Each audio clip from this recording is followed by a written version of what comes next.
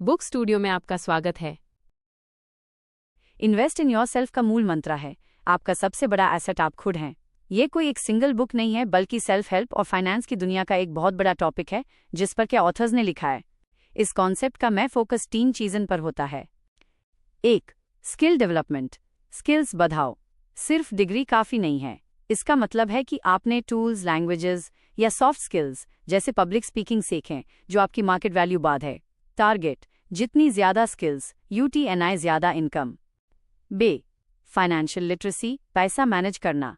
पैसा कमाना एक बात है, यूज रोकना और बढ़ना दूसरी। इन्वेस्ट इन योरसेल्फ का मतलब है कि आप सीखें कि सेविंग्स कैसे करें, स्टॉक मार्केट या म्यूचुअल फंड्स क्या होते हैं, एसेट्स और लायबिलिटीज में क्या फ़र्क है। 3. फिजिकल और मेंटल हेल्थ।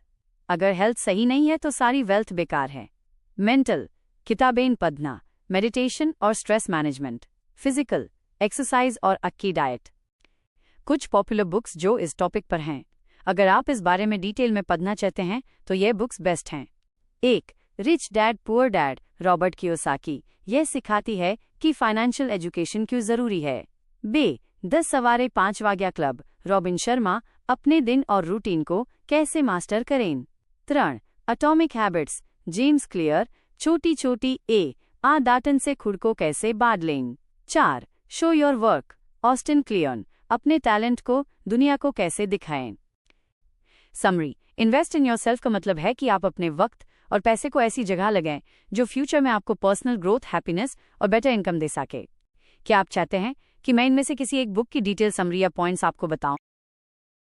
चलिए सबसे पहले एटॉमिक हैबिट्स, जेम्स क्लियर से शुरू करते हैं, क्योंकि ये इन्वेस्ट इन योरसेल्फ का सबसे मजबूत बुनियाद फाउंडेशन है। ये बुक सिखाती है कि कैसे छोटी छोटी बदलाव से आप अपनी पूरी जिंदगी बदल सकते हैं। इसके 5 सबसे बड़े लेसन्स नीचे दिए गए हैं। 1% बेटर एवरी डे, 1 रूल।